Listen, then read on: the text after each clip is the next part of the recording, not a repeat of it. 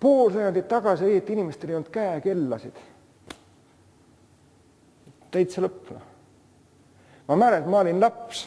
Ma sain 10-aastaseks, mulle kingiti juubeli puhul käekell seijaritega. Kuidas ma esimesed 3 aastat koolis käisin ja trennis ja klaveritunnis, see ei ole võimalik. Võib-olla mind aeti kodus üles ja öeldi, anna nüüd minna, eks.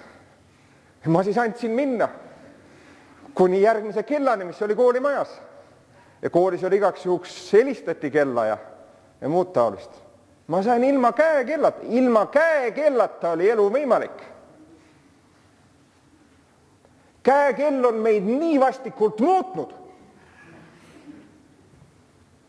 Mingisugune haiglane komme on, mitu korda päevas sa vaatad minuteid.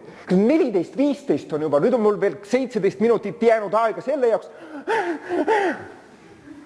Buss tuleb 3 minuti pärast. Me oleme nagu kõrgemalt arenenud. Me oleme paremad kui bussmani.